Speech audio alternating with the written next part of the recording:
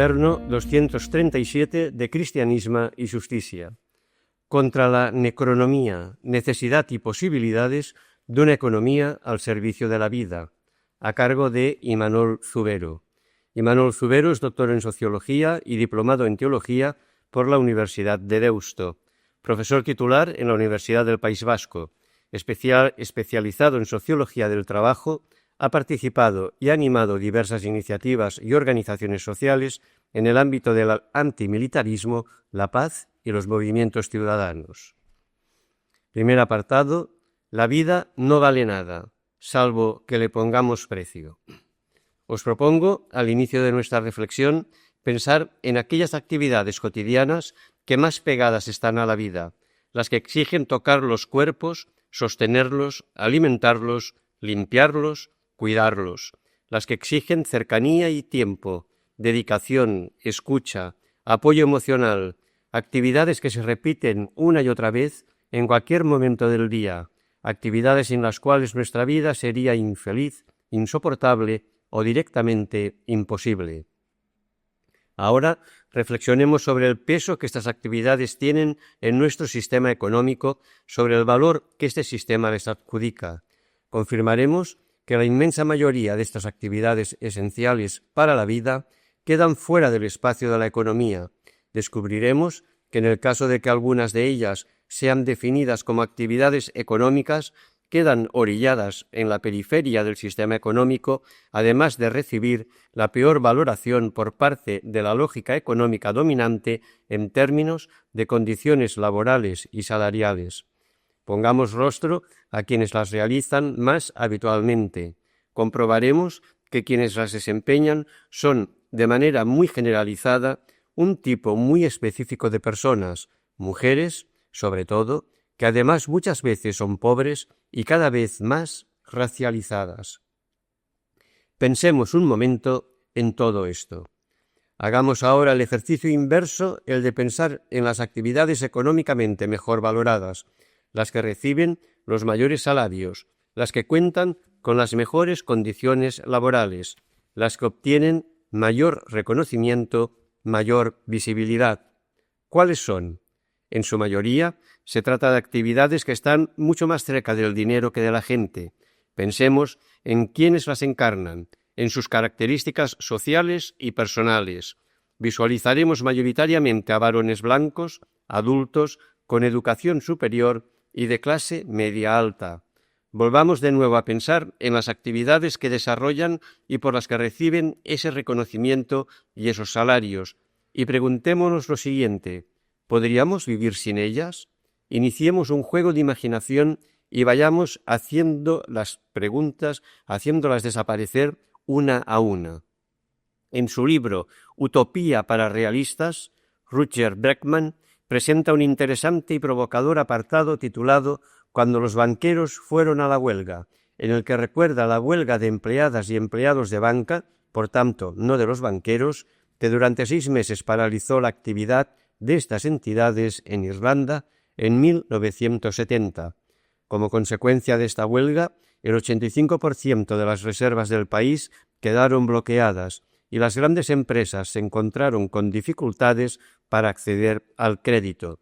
Sin embargo, frente a las alarmas que advertían de que sin actividad bancaria la vida en Irlanda se paralizaría y el comercio se hundiría, la vida cotidiana de la gente corriente continuó prácticamente como si nada. ¿Cómo fue posible? Fue posible porque la gente, que seguía necesitando dinero para vivir, emitió su propio efectivo, su propia moneda, que intercambiaba por servicios y productos, recurriendo como entidades fiduciarias no a los bancos, sino a los pubs. Bregman lo cuenta así: en un abrir y cerrar de ojos, la gente forjó un sistema monetario radicalmente descentralizado con los 11.000 pubs del país como nodos clave y la confianza como mecanismo subyacente. Cuando en noviembre reabrieron los bancos, los irlandeses habían imprimido la increíble cifra de 5.000 millones de libras en billetes caseros. Algunos cheques habían sido extendidos por empresas, otros estaban garabateados en cajas de puros o incluso en papel higiénico. Según los historiadores, la razón de que los irlandeses pudieran manejarse tan bien sin bancos se debió a la cohesión social. Esta historia contrasta con otra que también recoge Bregman en su libro, la huelga de recogida de basuras que en 1968 bloqueó totalmente la vida de la ciudad de Nueva York, a pesar de su corta duración, tan solo 10 días. Volvamos ahora a las preguntas con las que iniciábamos esta conversación y aterricémoslas a partir de estos dos casos: 6 meses sin bancos frente a 10 días sin recogida de basura. El capitalismo, un sistema social. El capitalismo no es solo una economía, es un sistema social que transformó nuestra forma de producir, pero sobre todo transformó nuestra forma de ser. El Homo economicus, la mujer y el hombre formateados por el capitalismo, no son solo personas que producen y consumen de otra manera, a la manera del mercado, son mujeres y hombres que sienten y desean a la manera del mercado. No solo hacen según la lógica del capitalismo, son según la lógica del capitalismo. ¿Y cuál es esta lógica? La lógica del interés económico. Lo formuló Adam Smith en uno de los textos más influyentes, lamentablemente, del pensamiento moderno. Dice así: el hombre, a diferencia de todas las demás especies animales, está casi permanentemente necesitado de la ayuda de sus semejantes y le resultará inútil esperarla exclusivamente de su benevolencia. Es más probable que la consiga si puede dirigir en su favor el propio interés de los demás y mostrarle que el actuar según él demanda redundará en beneficio de ellos. Esto es lo que busca cualquiera que propone a otro un trato. Todo trato es: dame esto que deseo y obtendrás esto que deseas tú. Y de esta manera conseguimos mutuamente la mayor parte de los bienes que necesitamos. No es la benevolencia del carnicero, el cervecero o el panadero lo que nos procura nuestra cena, sino el cuidado que ponen ellos en su propio beneficio. No nos dirigimos a su humanidad, sino a su propio interés, y jamás les hablamos de nuestras necesidades, sino de sus ventajas. Solo un mendigo escoge depender básicamente de la benevolencia de sus conciudadanos. Hasta aquí el texto de Adam Smith. Es terrible que sigamos aplaudiendo estas ideas, esta visión de las personas y de las relaciones sociales. Catherine Marshall ha desmontado magistralmente la mirada adam-smithiana en su libro ¿Quién le hacía la cena a Adam Smith? Resulta que Smith pasó toda su vida cuidado por su madre viuda, Margaret Douglas, y su prima soltera, Janet Douglas, dos mujeres dedicadas devotamente a Smith para que éste pudiera dedicarse en cuerpo y alma a desarrollar su muy influyente obra. Es a partir de este hecho, conocido y citado en todas las biografías de Smith, pero reducido a anécdota sin mayor trascendencia, que Catherine Marshall enfoca su trabajo y logra su mayor acierto. Cuando Adam Smith se sentaba a cenar, escribe Marshall, pensaba que si tenía la comida en la mesa no era porque les cayera bien al carnicero y al panadero, sino porque éstos perseguían sus propios intereses por medio del comercio. Era, por tanto, el interés propio el que le servía la cena.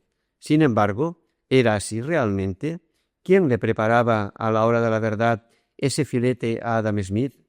La mirada a la que nos invita Marshall actúa como marco que desnaturaliza el paradigma económico dominante y desvela sus fundamentos, en última instancia imposibles, por reduccionistas, si no es mediante la ocultación de esa segunda economía que, al igual que ocurre con el segundo sexo, existe y actúa siempre a la sombra de esa primera economía, realmente única economía, productiva, mercantil y patriarcal. Se mire por donde se mire, concluye Marshall, el mercado se basa siempre en otro tipo de economía, una economía que rara vez tenemos en cuenta. La economía demediada, constituida en modelo dominante, es un trampantojo que solo funciona si nos olvidamos de la madre de Adam Smith. La lógica inmoral del mercado. Cuando en 2021 el por entonces ministro de Transportes, Movilidad y Agenda Urbana, José Luis Ábalos, rechazó introducir mecanismos de control de los precios del alquiler en la ley de vivienda que negociaban el PSOE y Unidas Podemos, utilizó el argumento de que la vivienda es un derecho, pero también un bien de mercado que genera actividad económica. Un derecho fundamental, no lo olvidemos, no puede ser también un bien de mercado. Un derecho puede ser, además, un bien de mercado a condición de que la satisfacción universal de tal derecho esté garantizada. Tiene razón Cohen cuando afirma que el hombre moral abandona la sala cuando entra el Homo economicus, como la tiene Macfarlane al sostener que el dinero, que es una forma abreviada de expresar relaciones capitalistas, valores de mercado, comercio e intercambio, nos introduce en un mundo de confusión moral. El capitalismo revolucionó el mundo cuando puso el valor de cambio de un bien, un recurso o un servicio, su valor de mercado, absolutamente por encima y al margen de su valor de uso, de su utilidad práctica. El resultado es una perversa y paradójica inversión de valores. Las actividades más necesarias, que son las más pegadas a la vida, son las menos reconocidas, las peor consideradas, las peor pagadas.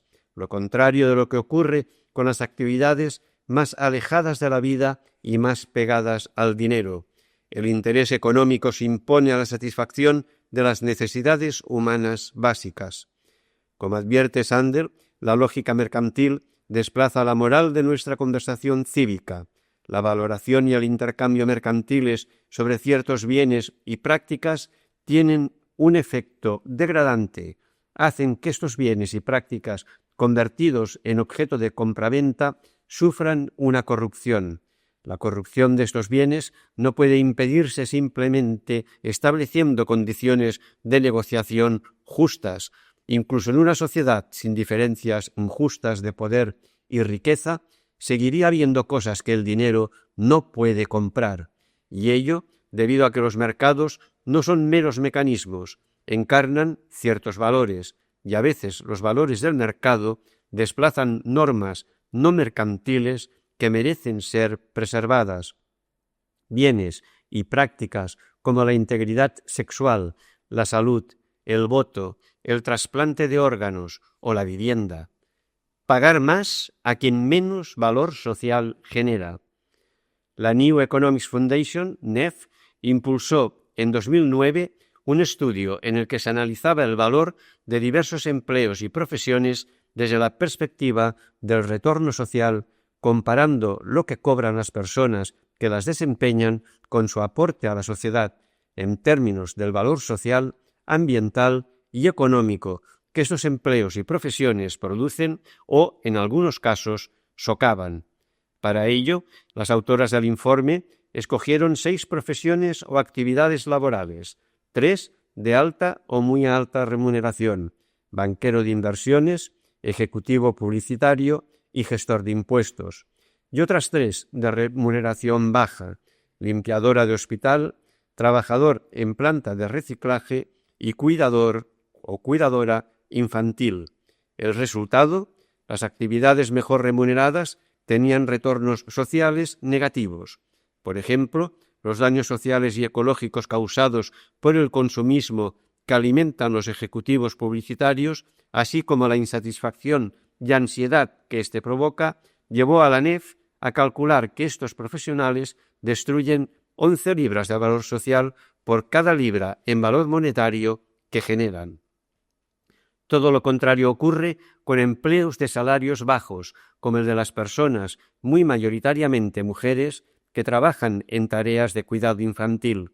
Además de liberar tiempo para que las familias de las niñas y niños, especialmente las madres, puedan desarrollar actividades laborales, incrementan las oportunidades de aprendizaje de las menores y los menores.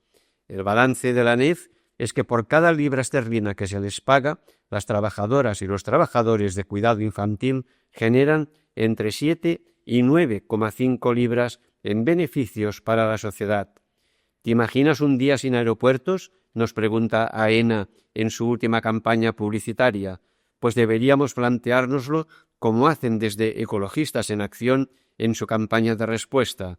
Ahora bien, ¿Te imaginas un día sin recogida de basuras, sin cuidado infantil, sin tiempo para acompañar o ser acompañada cuando estamos tristes o enfermas? De la escalera a la pirámide de sacrificio. El capitalismo no es simplemente un sistema de producción, es fundamentalmente un sistema de predación. Nancy Fraser habla de un capitalismo caníbal, de un orden social institucionalizado que devora las bases sociales y naturales de las que depende para transformarlas en beneficio económico. El desarrollo capitalista se ha representado históricamente con la imagen de una escalera ascendente desde una situación de subdesarrollo hasta otra de desarrollo. En el marco de este imaginario, la ascensión de esta escalera peldaño a peldaño sería el objetivo deseable y posible para todos los países del mundo. El máximo exponente de este imaginario lo encontramos en la obra del economista estadounidense Rostow, Las etapas del crecimiento económico, un manifiesto no comunista, publicada originalmente en 1960 y fundamento de la denominada teoría de la modernización, pero es también el planteamiento de Jeffrey Sachs en su libro El fin de la pobreza. Dice, todas las regiones del planeta tienen la posibilidad de incorporarse a una era de prosperidad sin precedentes basada en la ciencia, la tecnología y los mercados mundiales. Sin embargo, ciertas regiones están atrapadas en una espiral descendente de empobrecimiento, hambre y enfermedad. Nuestra tarea consiste en ayudarlos a subir a la escalera del desarrollo, por lo menos a poner un pie en el peldaño inferior, desde el cual podrán seguir trepando por su propia cuenta. Hasta aquí la cita de Sachs. Pero el capitalismo no es una escalera, es una pirámide de sacrificio. Para que muchas personas disfrutemos de esta vida, muchas más tienen que habitar y sucumbir en la dimensión necro de la vida. El nuestro es un modo imperial de vida. Somos privilegiados no porque poseemos más que otras y otros, sino porque poseemos en lugar de aquellas y aquellos que están desposeídas. Consumimos glotonamente recursos que no nos corresponden, necesarios para que otras personas puedan simplemente vivir. Vivimos devorando las oportunidades vitales de otros. Somos literalmente caníbales. El capitalismo es un sistema intrínsecamente colonial que ha dependido y sigue dependiendo de un exterior, naturaleza, trabajo humano, creatividad, cuidados, del que usurpar valor sin ningún coste y sin ofrecer ninguna prestación equivalente. El descarte de personas, de culturas, de territorios, es la contrapartida de la externalización, operación diabólica sin la cual la contabilidad capitalista se mostraría tal como es, como un sistema en el cual unas y unos, que siempre deben ser menos, viven a costa de otras y otros que deben ser más, y que en demasiadas ocasiones están de sobra.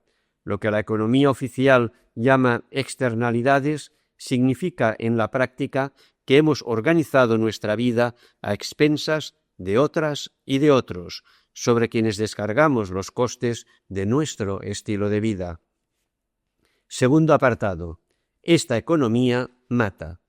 Con motivo de la crisis de 2008 y la respuesta austeritaria impuesta por las principales instituciones internacionales, las economistas Lourdes Benería y Carmen Sarasúa reclamaban que, al igual que tras la Segunda Guerra Mundial se crearon instituciones y procedimientos para perseguir los crímenes políticos contra la humanidad, era el momento de hacer lo mismo con los crímenes económicos.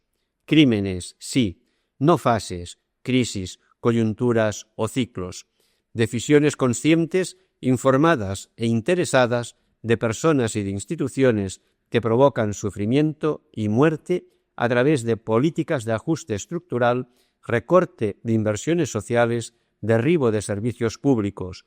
Lo denunciaban con firmeza los expertos en salud pública David Stackler y Sanjay Basu.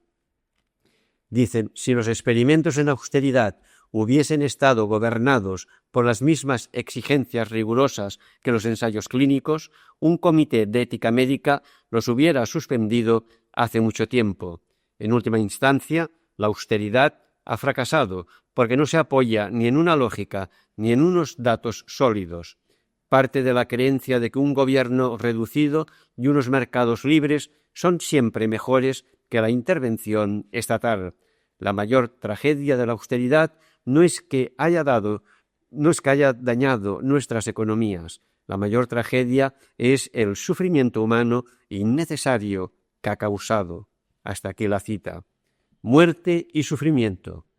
En un artículo colectivo publicado en 2014, Stackler y sus colegas calificaron de negacionismo las políticas impuestas por gobiernos como el griego o el español y por diversas agencias internacionales al rechazar y desacreditar todas las evidencias científicas que alertaban de los graves defectos de la austeridad sobre la salud de las poblaciones, porque el capitalismo mata de manera regular en su funcionamiento normal, no solo en momentos de crisis económica ni como consecuencia de fallos imprevistos o errores de cálculo.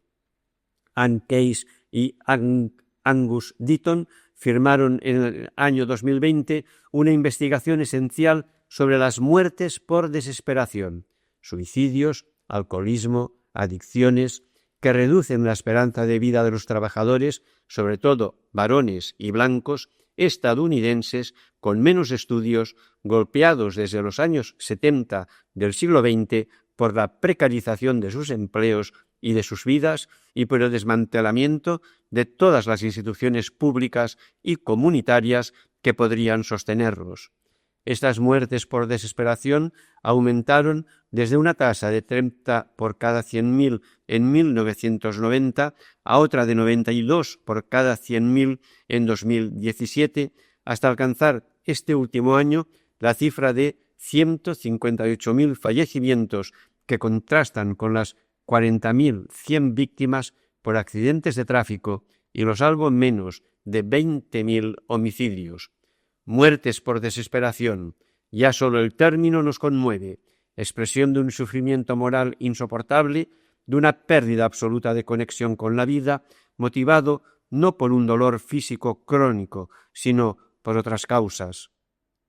Se trata, es cierto, de muertes autoinfligidas, de muertes por su propia mano, como dice Anne Case en una entrevista, pero se trata de ejemplos de sufrimiento mental o moral solo en última instancia, en su desenlace. Si las miramos desde su origen, nos encontramos con muertes cuyo desencadenante es el sufrimiento social.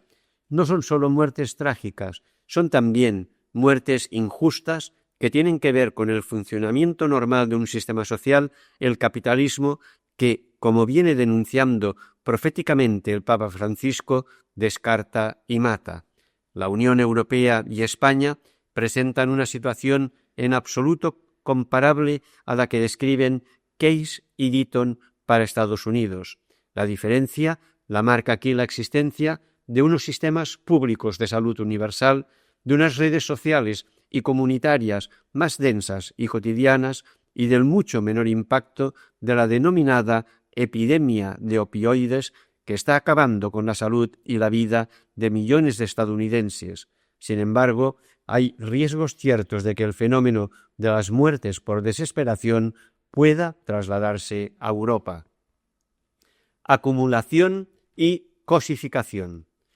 La economía del capitalismo global es, bajo la parafernalia de bits y algoritmos que caracteriza su epidermis digital, un retorno de lo peor de la acumulación originaria o primitiva que está en los orígenes del capitalismo. El brutal proceso de separación del pueblo de los medios de autoabastecimiento mediante los cercamientos de tierras comunales y la reorganización de los tiempos de vida para someterlos a las exigencias de la producción, así como mediante el colonialismo y el esclavismo, todo ello ejecutado con una violencia directa y extrema. En la actualidad hablamos de extractivismo y de acumulación por desposesión, de la reemergencia de formaciones sociales predatorias basadas en lógicas de expulsión, de la privatización de los bienes comunes de la humanidad, como el agua o los bosques, y del sueño criminal de las élites globales de que podrán ellas solas y solo ellas ponerse a salvo fuera del mundo, evitando las consecuencias de la catástrofe ecológica que amenaza nuestro futuro. Por primera vez, un movimiento de gran envergadura pretende no afrontar seriamente las realidades geopolíticas, sino situarse explícitamente fuera de toda restricción, literalmente offshore, como los paraísos fiscales. Lo más importante es no tener que compartir con los otros un mundo que jamás volverá a ser común. La cosificación, la reificación, la reducción de todo, la naturaleza, las personas, a la categoría de objeto, de cosa, la relación puramente instrumental con el mundo, es el envés de la ilustración, tal vez su condición de posibilidad, al menos en su concreta realización histórica. Es esta cosificación generalizada la que nos permite practicar tan alegremente el descarte, la naturaleza como cosa, la persona como cosa, recursos naturales y recursos humanos, instrumentalismo extremo. Es cierto que la cosificación no empezó con el capitalismo, ni siquiera con la Ilustración. Como señala Gerda Lerner, la sexualidad de las mujeres, es decir, sus capacidades y servicios sexuales y reproductivos, se convirtió en una mercancía antes incluso de la creación de la civilización occidental. Esta es también la lógica que impulsó el colonialismo, la reducción del otro colonizado al estado de objeto. Pero el capitalismo, con su conversión de todo en mercancía, es la apoteosis de la cosificación, subsumiendo las lógicas cosificadoras del patriarcado y del colonialismo y aportando la propia economicismo y clasismo. Las pirámides de sacrificio sobre las que se eleva la modernización, desarrollismo, capitalista, no han desaparecido con el paso del tiempo. Siguen estando aquí, bajo nuestros modos de vida, sosteniendo nuestro bienestar, relativo cuando lo contrastamos con los modos de vida de los privilegiados del norte global al que pertenecemos, absoluto si nos comparamos con las mayorías empobrecidas del sur global. Sí, es cierto, esta economía mata, literalmente, mata por ser capitalista, pero también por ser colonial y patriarcal. El trabajo del filósofo camerunés Achille Mbembe puso en circulación un término, el de necropolítica, que inspirado en la obra de pensadoras y pensadores de la biopolítica como Michel Foucault, Giorgio Agamben o Agnes Heller, y en su mirada a la política como proyecto y tecnología de gobierno de y sobre los cuerpos, enfatiza la dimensión de quitar la vida sobre la de protegerla o garantizarla. Esta capacidad de proteger la vida ha sido el fundamento legitimador del Estado moderno desde que Hobbes lo teorizó como aquel poder soberano que nos saca del estado de naturaleza en la que cualquier ser humano es un lobo para los demás seres humanos. A nadie se le ha escapado nunca, menos que a nadie al propio Hobbes, el hecho de que para proteger la vida de muchas y muchos, la condición era que el Estado pudiera arrebatársela a otras y a otros, que la garantía de la vida no se sostiene sin la amenaza de la muerte. Pero hemos preferido pensar nuestro mundo político dejando en la sombra esta cuestión.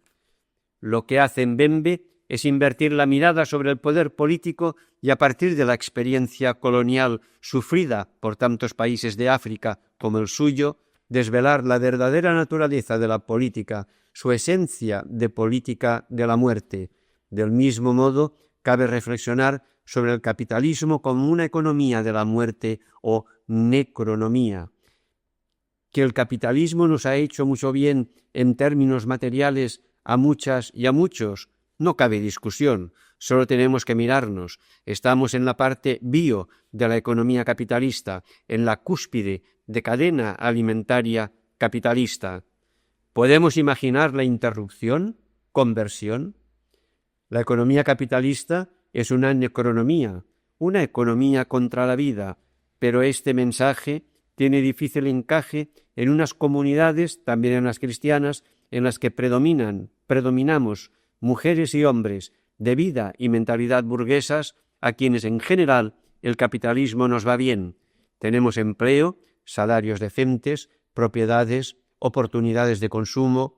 Somos, como advirtió Metz, personas que ya tienen un futuro y por ello tenemos dificultades objetivas para escuchar y personalizar las palabras mesiánicas del reino de Dios y del futuro en él inaugurado, pues el único futuro que concebimos y deseamos es la sublimación y glorificación solemne de un futuro burgués preconcebido.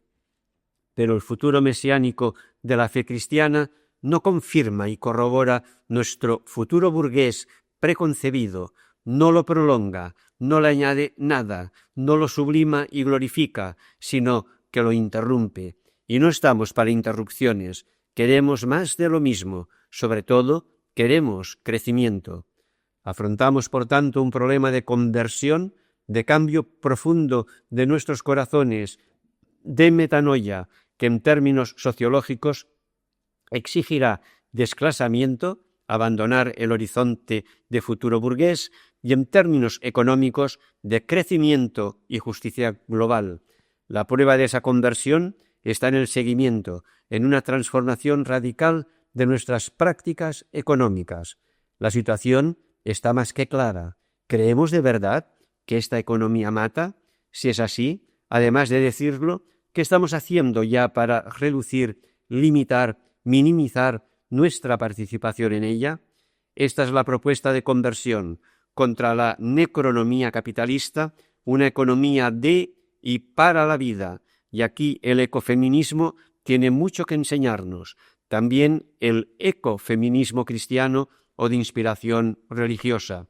El problema es que nuestra capacidad como Iglesia para entablar un diálogo sincero con esos ecofeminismos se ve gravemente limitada por el sesgo patriarcal de nuestras estructuras. Somos mujeres creyentes, estamos comprometidas y alzamos la voz. No pararemos hasta poner fin al machismo en la Iglesia, clamaban el pasado marzo nuestras hermanas del colectivo Revuelta de Mujeres en la Iglesia. Gritémoslo con ellas. Tercer apartado. Alternativas a una economía que mata. Llegado este momento, tengo que compartir mi desasosiego, mi angustia, al intentar conciliar en mi propia vida lo que el Papa Francisco nos decía en el párrafo 53 de la exhortación apostólica Evangelii Gaudium, publicada ahora hace 10 años. Así como el mandamiento de no matar pone un límite claro para asegurar el valor de la vida humana, hoy tenemos que decir no a una economía de la exclusión y la inequidad. Esa economía mata. ¿Cómo justificamos el hecho de seguir participando cada día y de tantas formas en una economía que mata? Porque es un hecho que seguimos haciéndolo, seguimos contribuyendo al funcionamiento de esta economía de la exclusión y la inequidad, de esta economía guiada por una cultura del descarte, o hemos cambiado algo sustancial en nuestras prácticas económicas tras la interpelación de Francisco? Me temo que no. Me temo que desde que Francisco dijo lo que dijo, y por más que lo haya repetido con posterioridad, las católicas y los católicos, tanto personas como instituciones, hemos continuado funcionando como perfectas homo economicus, produciendo y consumiendo bajo las reglas de esta economía que mata. Por cierto, todo indica que lo mismo ha ocurrido con nuestra recepción de la Laudato Si, al menos si leemos el párrafo 2 de la reciente exhortación apostólica Laudate Deum. Han pasado ya 8 años desde que publiqué la carta encíclica Laudato Si, cuando quise compartir con todos ustedes, hermanas y hermanos de nuestro sufrido planeta, mis más sentidas preocupaciones sobre el cuidado de la casa común. Pero con el paso del tiempo advierto que no tenemos reacciones suficientes mientras el mundo que nos acoge se va desmoronando y quizás acercándose a un punto de quiebre. Y el caso es que hay alternativas y están a nuestro alcance. En un maravilloso libro, la ensayista Rebecca Solnit recuerda y hace suya una atinada reflexión del sociólogo y activista anarquista estadounidense Paul Goodman. Supongamos que hemos tenido la revolución de la que hablábamos y con la que soñábamos. Supongamos que nuestro bando ha ganado y que tenemos la clase de sociedad que queríamos. ¿Cómo vivirías tú personalmente en esta sociedad? Empieza a vivir de esa manera ahora. Hasta aquí la cita. Salgamos de una vez de la rotonda paralizante de la discusión sobre cambio personal y cambio sistémico, sobre si la transformación ha de ser individual o estructural. El problema no es dónde termina la tarea de la transformación, lo hace en las estructuras y las instituciones. El problema es dónde empieza esa tarea. ¿Alguna de nosotras puede empezar ya desde la estructura? Pues adelante, yo no puedo. Por lo tanto, tendré que empezar desde aquello que está a mi alcance, mi capacidad de agencia. Ya está. Hic Rhodus, hic salta. Hagamos ya lo que creemos que debemos hacer para combatir la necronomía capitalista y contribuir a fortalecer la rebelión del instinto de vida contra el instinto de muerte socialmente organizado. Revisar nuestros privilegios, cuestionar nuestra buena suerte bruta. Hemos nacido y crecido en la parte buena del mundo, la que durante muchas décadas hemos llamado desarrollada en contraste con la subdesarrollada, como si nuestra situación fuera una cuestión de mérito. Ya hemos visto que no nos hemos desarrollado más que otras y otros, sino sobre otras y otros. No solo en lo ecológico, no solo en lo que se refiere a la estructura de dominación y privilegio que es el capitalismo. Esta es solo una de las grandes estructuras, la última, tras el colonialismo y el patriarcado. El capitalismo es una de las estructuras de dominación que configuran el sistema de opresión en cuyo seno habitamos, un sistema complejo de dominación y privilegio, conformado por la intersección de capitalismo, colonialismo y patriarcado que se añaden y superponen, no se superan o se dejan atrás a lo largo del tiempo y en cada momento histórico. Para visualizarlas correctamente debemos combinar la imagen topográfica, la mirada longitudinal y la visión de Matrioshka. Aparece un gráfico en el cual podemos ver una pirámide. En la base está el patriarcado y el colonialismo y en la cúspide el capitalismo. En una flecha primero aparece el patriarcado, 5.000 años antes de Cristo, el colonialismo a partir del siglo XVI y el capitalismo desarrollado en el siglo XX. Y en una sera de elipses consecutiva vemos el patriarcado más en el interior, el colonialismo más en el exterior y el capitalismo finalmente en el exterior del todo. René Edoloch escribe en ¿Por qué no hablo con blancos sobre racismo? He dejado de hablar con blancos sobre racismo, no con todos ellos, pero sí con la amplia mayoría que rechaza aceptar la legitimidad del racismo estructural y sus síntomas. No puedo seguir enfrentándome al abismo de la desconexión emocional que las personas blancas exhiben cuando una persona de color articula su experiencia. Su mirada se apaga y se endurece. Es como si alguien echara melaza en sus oídos y bloqueara sus canales auditivos. Es como si ya no pudieran oírnos. Hasta aquí la cita. Como señala la autora, si el racismo se agotara en las palabras y acciones del extremismo blanco, la lucha antirracista sería muy sencilla. Bastaría con prohibir los discursos inflamadamente racistas, con castigar políticamente a los partidos xenófobos o con combatirlos en la calle. Pero el racismo es estructural, está imbricado en el tejido de nuestro mundo, existe y persiste por y para mantener el privilegio blanco que la autora define acertadamente como la ausencia de las consecuencias negativas del racismo.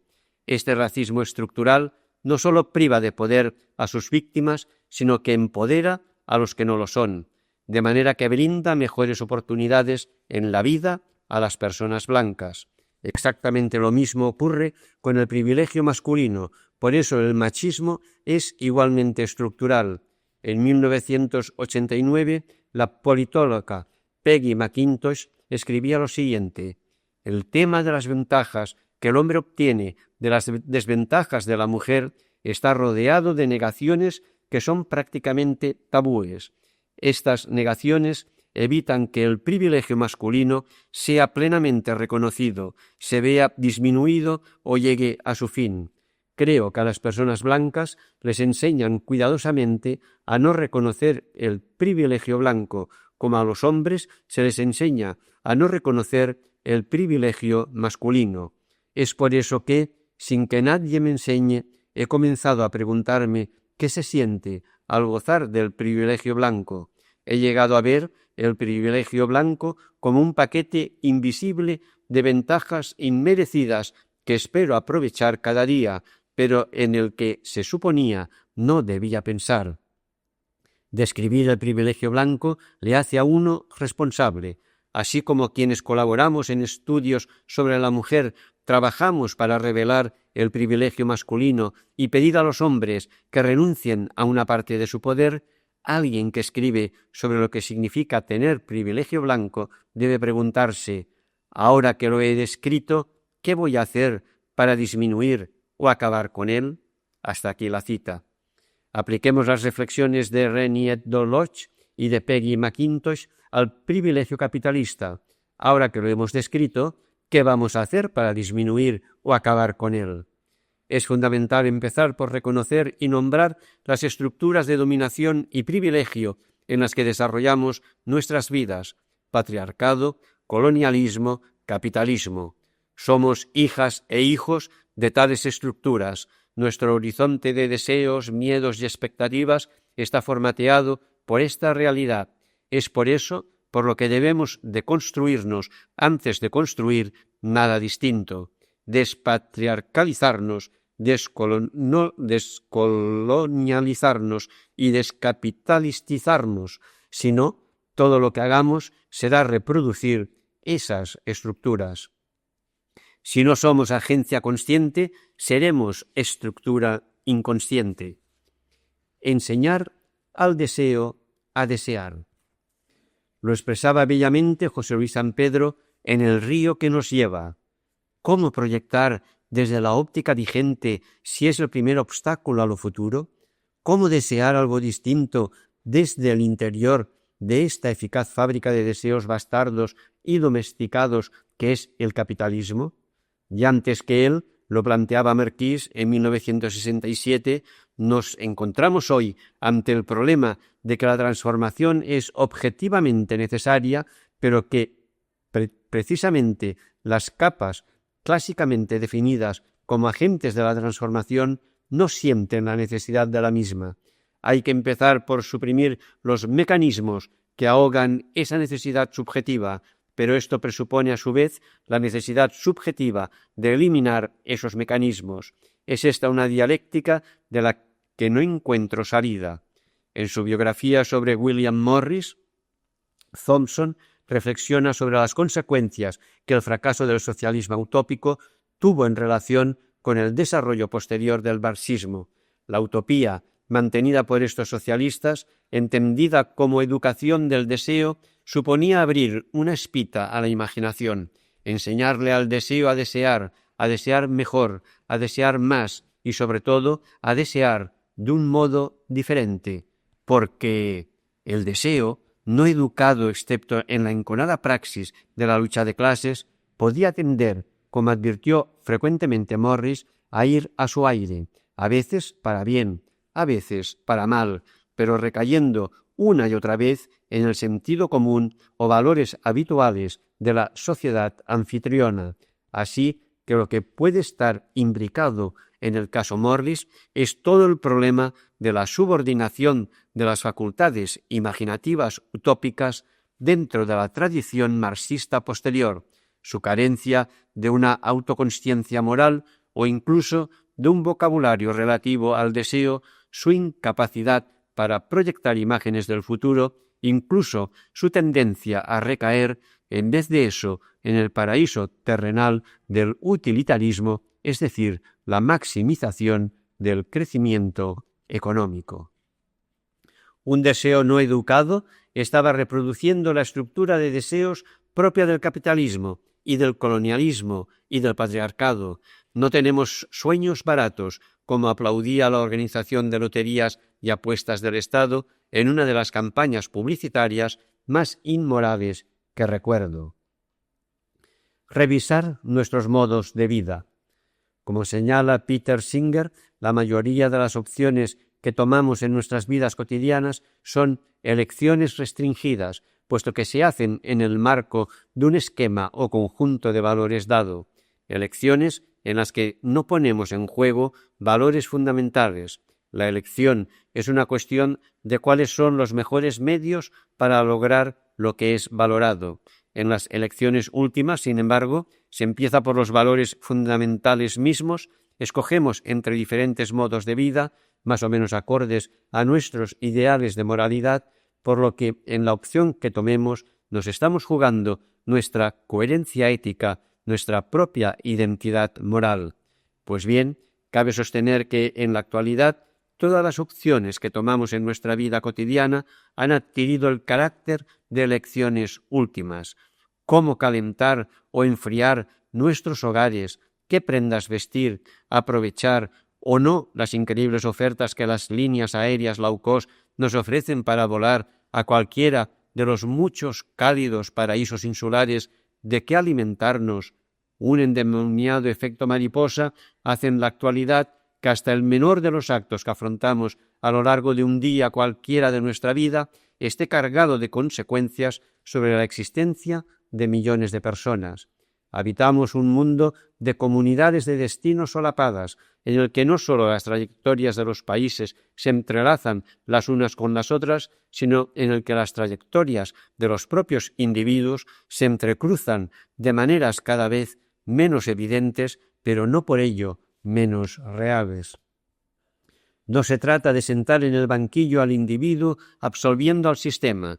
No se trata de desconocer las dimensiones estructurales de los problemas a los que nos enfrentamos, pero es fundamental asumir que nada es posible sin una implicación real y efectiva del máximo de individuos en una dinámica de cambio de las pautas de consumo características de nuestro modelo de crecimiento. Como señala Monbiot, no podemos seguir culpando solo al gobierno o a las instituciones de la parsimonia con que el mundo está respondiendo al cambio climático. Estos no pueden hacer nada hasta que nosotros queramos. En estos momentos lo queremos todo: playas con palmeras, coches monstruosos, televisores con pantalla de plasma y una conciencia tranquila. A los gobiernos no les interesa cuestionar nuestras ilusiones. Si sus aspiraciones y las nuestras difieren demasiado, pierden las elecciones. No van a actuar con contundencia hasta que nosotros les demostremos que hemos cambiado. Introducir cambios en nuestro modo de vida. ¿Pueden un socialista o una comunista del siglo XXI no ser vegetariano?, se preguntaba Jorge Richman. ¿Pueden no serlo una cristiana o un cristiano? ¿Qué elementos de nuestro modo de vida son incompatibles con nuestro ideal de vida? Es muy fácil elaborar un checklist de la necronomía cotidiana y de sus alternativas. Que cada cual escriba su propia lista, pero que la haga y que intente cumplirla en un ejercicio de no colaboración con la injusticia, y no solo en relación con hábitos de consumo. ¿Cuánto cuidamos y cuánto descuidamos? ¿Cuán central es lo reproductivo en nuestras vidas? ¿Cuánto de nuestro tiempo lo dedicamos al cuidado de la vida y cuánto a su descuidado? Cuidemos todo lo que podamos, cambiemos nuestras prioridades. Actuar colectivamente. Como ya hemos desarrollado en el 7º informe FOESA, han existido y existen en la actualidad numerosísimas iniciativas agrupadas bajo denominaciones como economía social y solidaria, economía del bien común, economía para la vida, economía del procomún o economía alternativa, iniciativas prácticas, locales, cercanas, entre las que cabe distinguir matices y discrepancias, pero que en general comparten varios principios básicos. Primero, que el objetivo de la economía debe ser lograr la satisfacción de las necesidades básicas de toda la población, sin que el bienestar de algunas personas dependa de la exclusión de otras. Segundo, que las actividades y procesos económicos han de ser ecológica y socialmente sostenibles. Y tercera, que estas actividades deben regirse por los principios de democracia, igualdad y no discriminación, respondiendo siempre a las aspiraciones y a las decisiones políticas de la comunidad en la que se insertan. Prácticas sociales cercanas y reales, orientadas por fuertes principios normativos, pero que no se queden en la mera afirmación ideológica. Prácticas de colaboración, de cooperación, de comunión, de solidaridad, de simplicidad, de autocontención, que desmientan el discurso hoy hegemónico del amoral y asocial homo economicus. Este es el reto y el valor de las economías alternativas, constituirse en inéditos viables, en soluciones practicables, no percibidas, que nos permitan visualizar ya y aquí ese otro mundo posible que todavía no es. Optar por los bienes públicos frente a los bienes privados. Fortalecer lo público y lo común, vivienda, vehículos, espacios, educación, seguridades. La vida social, más aún la vida social alternativa, precisa de unas condiciones materiales, infraestructurales adecuadas. Apostar por buenas infraestructuras sociales públicas y de acceso universal, escuelas, parques, plazas, bibliotecas, que inviten a detenerse y encontrarse, que no sean simples espacios, sino que se conviertan en lugares, en hábitats de significado. Es imprescindible si queremos detener y revertir la tendencia a la mercantilización de la vida urbana. No va a ser fácil restaurar el espíritu de propósito común y de humanidad compartida necesario para la vida ciudadana, pero como no construyamos infraestructuras sociales de mayor calidad, la ardua tarea que nos aguarda será imposible. Está en juego el futuro de nuestra democracia. Influir colectivamente con perspectiva de cambio estructural. Hablamos de la importancia de la acción sociopolítica organizada y del voto, que sí, que ya sé que vivimos tiempos de desafección ganada a pulso por una política institucional cada vez más enferma y enfermante. Sé de lo que hablo, pero nosotras, ¿qué podemos? Porque la mayoría de la humanidad no puede, por el régimen político en el que vive o por su situación económica. Las personas pobres votan mucho menos que las acomodadas. Debemos usar todas las herramientas de la democracia para cambiar la realidad. Podemos escoger dónde y cómo hacer política, pero no podemos escoger no hacer política. No participamos políticamente en función de nuestros intereses y necesidades, sino en función de los intereses y las necesidades de las personas más vulneradas. Nuestra participación política debe surgir de una opción por ellas. Es su bienestar, y no el nuestro, el que guía nuestra acción. Eagleton lo ha expresado perfectamente. No hay otro sitio desde el que comenzar. Si queremos un futuro diferente, tendrá que ser el futuro de este presente nuestro en particular, y la mayor parte del presente está hecho del pasado.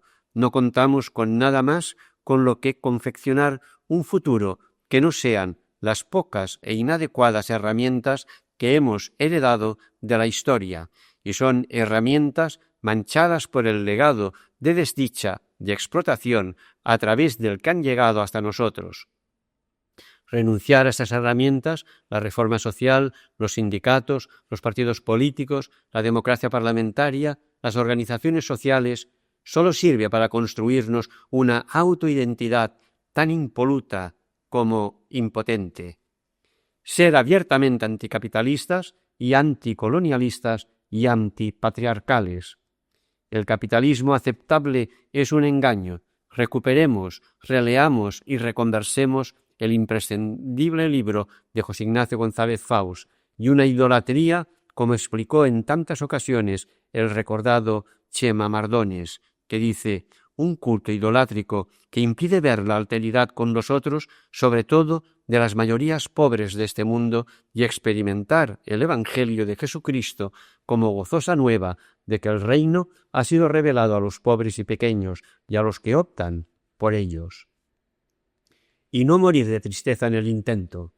Raffaele Simone ha caracterizado la actitud vital de las personas de izquierdas para que el dedo partidista no tape la luna de cualquier persona, cuando menos incómoda con el mundo actual y sensible a las víctimas de sus estructuras de dominación, como la de quien debe mantener permanentemente en tensión un muelle que tiende a volver a su posición original en cuanto dejamos de hacer fuerza. Frente al monstruo amable que es el capitalismo, que nos premia con solo dejarnos llevar, enfrentarse a él tiene una dimensión intrínsecamente penitencial, exige atención permanente, esfuerzo y renuncia. Para estar en la izquierda hace falta haber metido en cintura los impulsos descritos en los postulados de la derecha, con un grado variable de esfuerzo sobre uno mismo, es decir, de renuncia, incluso a costa de negar o limitar sus propios intereses. Ese es el aspecto al mismo tiempo admirable y demencial de la izquierda, y es lo que la aproxima, en ciertos aspectos, a algunas formas de devoción religiosa. Renunciar cuando uno puede tener, privarse cuando uno puede acumular, igualarse cuando uno puede prevalecer. Esfuerzo, renuncia, autolimitación. Pues menudo panorama, ¿no? ¿Cómo sostener una misma y extender a otras personas una propuesta así? Hay un libro que me acompaña desde hace muchos años y al que vuelvo con frecuencia. Se trata de Las fiestas de locos, publicado originalmente en 1969 por el teólogo Harvey Cox. En sus primeras páginas, Cox advierte de la existencia en aquella época de una brecha que consideraba evitable entre los que quieren cambiar el mundo y los que se dedican a cantar la alegría de vivir. Se refería Cox a la división abierta entre movimientos contraculturales que practicaban modos de vida alternativos, comunales, que experimentaban con las drogas y profundizaban en nuevas espiritualidades, como los hippies, y los que, radicalizando su crítica al sistema, optaban por estrategias de confrontación directa, también violenta, para derribarlo. En opinión de Cox, no tendría por qué existir esta brecha. No existen motivos para que los que saben gozar de las alegrías de la vida no puedan, al mismo tiempo, comprometerse con un hondo cambio social, y los que pretenden cambiar el mundo no tienen por qué ser tristes y ascetas. Más aún, los radicales, sostenía Cox, serían más eficaces si, de vez en cuando, se permitieran vivir, aunque solo fuera ocasionalmente, como si todos los objetivos por los que luchan hubieran sido totalmente alcanzados. ¿No es de esto de lo que va nuestra tensión escatológica, de saber vivir con serenidad la sabiduría profunda del ya, pero todavía no, del reino de Dios, de celebrar lo logrado sin dejar de buscar lo que falta? Hay una felicidad profunda en la desconexión del capitalismo, un sistema que, frente a lo que proclama, no es una cornucopia productora de inagotable abundancia, sino una máquina diseñada para producir constantemente escasez, sin la que el engranaje de la acumulación y el crecimiento colapsarían. Superados los umbrales de la satisfacción de las necesidades esenciales, umbrales que la mayoría de quienes vivimos en el norte global hace mucho que hemos dejado atrás, la vida en la suficiencia es gozosamente liberadora. Reconocer todo lo que nos sobra en lugar de vivir la angustia de lo que nos falta es la clave de la sobriedad feliz. Y lo mismo ocurre cuando nos descolonizamos y nos despatriarcalizamos, cuando nos despojamos del peso insoportable de la maleta invisible e invivible del privilegio blanco y masculino. Es entonces cuando podemos experimentar la dicha de las aves del cielo y los lirios del campo. Es una promesa: buscad primero su reino y su justicia, y todas esas cosas se os darán por añadidura. En Mateo 6, 24 a 34. Anexo: 3 reacciones a la conferencia de Imanol, autor de este cuaderno. Una economía que realmente mata. Miriam Feu, responsable de incidencia de Cáritas Barcelona. Las consecuencias de esta necronomía que nos ha explicado de manera tan clara Imanol se palpan sobre todo en las personas que se encuentran en situación de mayor vulnerabilidad, personas en situación de exclusión que en realidad son personas invisibilizadas y con sus derechos más básicos vulnerados, pero que vemos y conocemos desde las entidades sociales. Según la Fundación Foessa, estamos hablando de 11 millones de personas en situación de exclusión social en España y 2,8 y 2,2 millones en Cataluña. Y vemos cómo ese derecho convertido en bien especulativo, la vivienda, deja a personas y sus familias a la intemperie, sobreviviendo en situaciones de calle, en infraviviendas o realquilando habitaciones.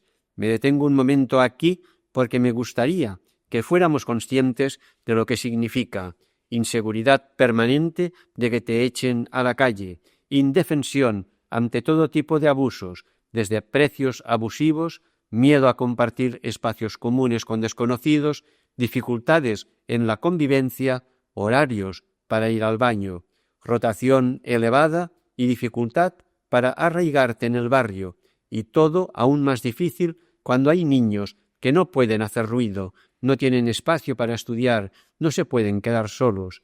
El miedo a no tener suficiente dinero cada inicio de mes para pagar la habitación, unido a la obligatoriedad de tener que elegir entre quedarse en la calle o no comer. La vivienda es el lugar donde descansar, sentirse seguro, protegido. Qué lejos suena para cada vez más personas. La dificultad para hacer frente a los costes de la vivienda y los suministros no solo se da por unos precios de alquiler desbocados, sino también por un mercado laboral dualizado, donde el empleo se divide entre empleo o precariedad laboral, donde trabajar unas pocas horas al mes forma parte de la normalidad, con lo que el sueldo no llega para cubrir las necesidades más básicas, donde la inestabilidad no permite planificar la vida, sino sobrevivir con el agua al cuello. Lejos queda la carrera profesional, la realización personal en el empleo, incluso disponer de lo más elemental que sería un contrato laboral es ahora un sueño para personas en situación administrativa irregular, que son las personas expulsadas e invisibilizadas incluso de las estadísticas. No constan, no existen, pero en cambio son esenciales, como nos recordaba Imanol. Unas fronteras de papel marcan la diferencia entre ciudadanos de primera y de segunda, o directamente no ciudadanos. Se añade la falta de lugares o de cultura del encuentro, la falta de generación de vínculo con la comunidad, la falta de redes sociales que hace que las personas se sientan solas, se queden aisladas, cuando sabemos que la resiliencia se construye en comunidad, porque no es lo mismo afrontar las dificultades solo o acompañado. Y así se van abriendo brechas en las condiciones de vida que sitúan en desventaja a las mujeres, a las personas migrantes, a las familias con niños, niñas y adolescentes, NNA, cada vez más a los jóvenes, y que mediante la transformación intergeneracional de la pobreza son desigualdades también futuras, puesto que los adolescentes que viven estas condiciones hoy tienen mayor probabilidad de reproducirlas con sus propias familias mañana, mientras no tengamos claro el derecho al cuidado y el principio del interés superior de los adolescentes. Y finalmente, un pequeño apunte sobre el marco desde el cual miramos hoy en día. todavía nos cuesta salir de la mirada asistencialista y ver desde la mirada de derechos de las personas. Nos cuesta pensar en un nosotros que nos incluya a todos y a todas. Nos cuesta darle todo el sentido a valores como la solidaridad, que hoy se ha devaluado y ha perdido el significado de fraternidad que debería tener. Y si las personas tenemos unos derechos fundamentales es porque, como sociedad, tenemos unas obligaciones fundamentales de garantizarlos. Recordando a Bauman, el poder de carga de un puente no es la fuerza promedio de los pilares, sino la fuerza del pilar más débil. Lo que marca nuestra valía como sociedad es cómo tratamos a las personas que se encuentran en una situación de mayor fragilidad. Expansión del capital en el capitalismo. David Murillo, profesor titular del Departamento de Sociedad, Política y Sostenibilidad de SADE, dice lo siguiente: los desafíos sociales, políticos y ecológicos que conlleva el capitalismo emanan del motor mismo que lo dirige. Nos referimos al capital. Si utilizamos el Producto Interior Bruto, PIB, el principal indicador al uso, para contemplar su evolución, podemos observar un elemento definitorio del mismo, su carácter expansivo. Si el PIB mundial para el año 2000 era de 48 billones, esto es, millones de dólares, en 2010 ya era de 64 billones, 16 billones más que 10 años atrás, y en 2020, año de contracción económica mundial, debido a la pandemia, alcanzó los 82 billones, 18 por encima del 2010. Sabemos algo más de este capital. Sabemos que es codicioso, colonizador y que es una gran máquina externalizadora de costes sociales y medioambientales que se reproducen a la par. Esta es una expansión que implica el incremento del consumo de recursos naturales y que a su vez se correlaciona con la emisión global de gases de efecto invernadero. No hay vuelta de hoja, no hay crecimiento sin extracción de recursos ni polución, no hay aceleración de uno sin aceleración de los otros. Por encima de todo, el capital avanza con la expansión de patrones de consumo del llamado primer mundo, que personifican el estatus y la valía individual ahora a escala global. Un consumo que, recordemos, en los países llamados industrializados representa entre el 60-70% del PIB y que se convierte, por tanto, en objetivo que emular por parte de los llamados países emergentes. La expansión del capital se traslada también al ámbito cultural, político e institucional. Es esta una locomotora poderosa, continuamente alimentada al servicio de la promoción de valores ya conocidos, el individualismo, la cuantificación, el positivismo, la maximización o el lucro. No por obvio, deja de ser importante remarcarlo. El poder, entendido como capacidad de ejercer cambios sobre nuestro entorno, la agencia de transformación, pues, no se sitúa en la persona, sino en este vaporoso ente que llamamos capital y que actúa sobre otro constructo artificial de fronteras cada vez más tenues que denominamos el mercado. Pero prosigamos con la cartografía de dicha expansión. Si Rosa Luxemburgo ya definía el carácter colonizador del capital sobre nuevos espacios geográficos como una característica del sistema, trabajos más recientes nos hablan del perfeccionamiento de esta colonización en la esfera del hogar, de la familia y del individuo. Como nos recuerda la crítica feminista, pasamos de la naturaleza como espacio por civilizar y colonizar a la invasión del capital en nuestra vida privada, en la esfera del ocio y la vida doméstica, ahora puestos al servicio de la productividad o la optimización de nuestra capacidad productiva. El ocio, visto como tiempo perdido, como coste de oportunidad que espera o más bien demanda un mejor uso, la formación productiva o la adopción de un trabajo extra, los hijos como freno a la progresión profesional.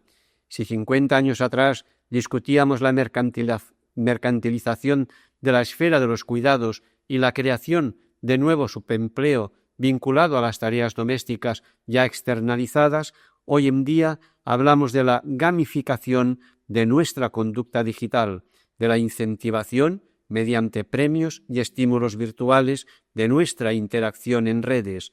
Todo ello desemboca en la guerra por la atención a que sometemos a nuestros hijos, a nosotros mismos, crecientemente capturados por impactos visuales cargados de emociones, de clickbaits o de lúdicas competiciones que van a posibilitar vender espacios de publicidad solo si consiguen maximizar nuestra presencia en Internet.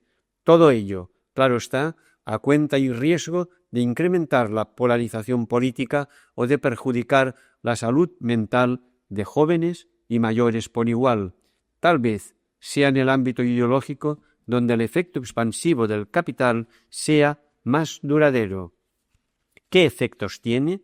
El más inmediato, ya lo hemos visto, reducir progreso a crecimiento y a un indicador específico arbitrario como el del PIB, un indicador inmune a su insostenibilidad, pero que seguimos promoviendo bajo el influjo de la codicia automatizada y autorreproducida que toma la forma de manuales universitarios, de cursos gratuitos, de inversión en bolsa o de fondos de pensiones llamados sostenibles. Es esta despolitización del capital, también expuesta por Bauman en su adagio «La política propone y el mercado dispone», la que naturaliza la disolución de la agencia humana como motor de cambio social. Como resultado, ¿podemos realmente extrañarnos de la multiplicación de conflictos y tensiones que van aparejados con el dominio del capital? El sociólogo Eric Olin Wright presentaba en su día diferentes estrategias de resistencia para vencer la indiferencia o el pesimismo. Por un lado, el ejercicio de la crítica, la denuncia de los efectos de este capital sobre la sociedad y el planeta, sus trampas epistemológicas, lo que dice saber sobre el mundo, y ontológicas, el terreno de juego económico en el que nos sitúa. Por otro lado, la habilitación y promoción de espacios alternativos, a la vez sociales y reproductivos, alejados de la lógica del capital y del paradigma extractivista. Finalmente, la toma del poder, la influencia consciente en lo político y en el debate de las ideas con el fin de corregir la primacía del capital y desplazar de nuevo la persona al centro. Las raíces de este movimiento de transformación están ahí y podemos retomarlas. Cada país y cada cultura encontrarán su camino. En Occidente, el ideal humanístico, que es parte de nuestro bagaje cultural, puede servirnos nuevamente para una andadura que no solo es posible, sino también necesaria. Contrapunto económico desde la doctrina social de la Iglesia. Inma Naranjo Cruces, Compañía de María, economista y administradora provincial. Dice así: el tema que se me planteó para hacer de contrapunto a la presentación de Imanol Zubero me resulta apasionante para poder aplicarlo en mi servicio y parte de la vinculación que tuve con el grupo de economistas de Cristianismo y Justicia. La doctrina social de la Iglesia, DSI, parte de la vida dando respuestas a las situaciones de cada momento a la luz del Evangelio, la palabra de Dios, los padres de la Iglesia y del magisterio. Dentro de dicho magisterio, el Papa Francisco es el que de manera más radical, desde el inicio de su pontificado, critica al sistema económico vigente. Recordemos que la DSI da principios y no soluciones técnicas, ni modelos alternativos, sino que orienta para ser críticos. Así, en la Evangelii Gaudium, en 2013, el Papa Francisco usa la palabra matar para indicar las consecuencias que produce la economía actual.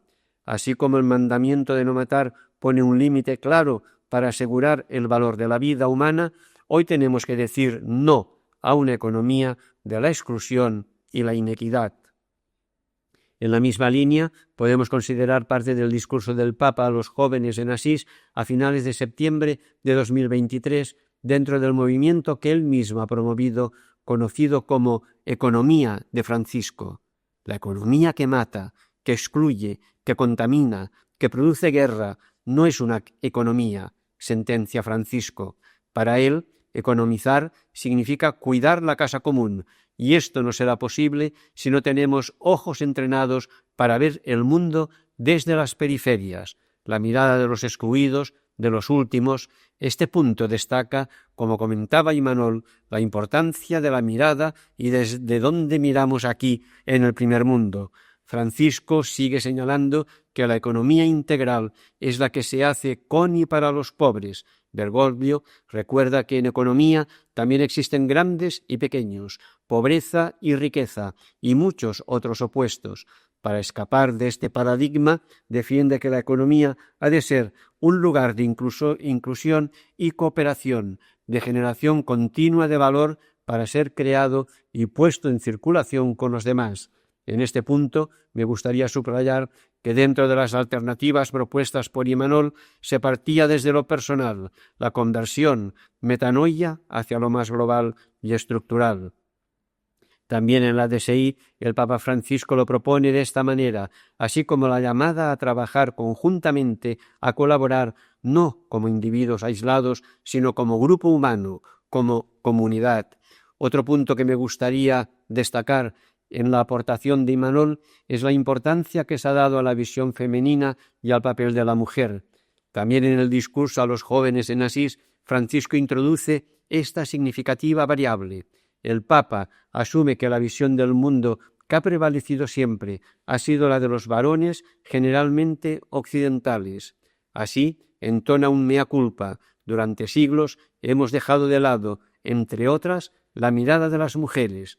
Si hubieran estado presentes, nos habrían hecho ver menos bienes y más relaciones, menos dinero y más redistribución, más atención a quienes tienen y a quienes no, más realidad y menos abstracción.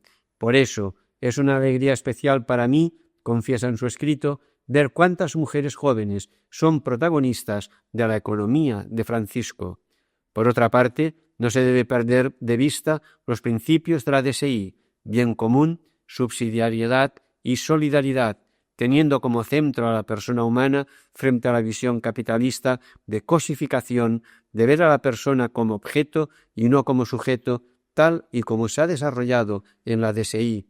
Una de las constantes en la DSI ha sido señalar el carácter humano de la economía, una economía humanizada al servicio de las personas. Frente a esto, el capitalismo feroz es rechazado por la DSI, ya que priman los intereses económicos frente a la satisfacción de las necesidades básicas. Se señala que un sistema económico que ponga en el centro al sujeto económico y no a la persona humana es injusto desde su misma raíz. No hay que olvidar que el descarte se muestra como condición de posibilidad del capitalismo. Otro punto que me gustaría señalar de lo aportado por Imanol y relacionado con este punto del descarte es la escalera del capitalismo, más drástica aún que la pirámide del capitalismo.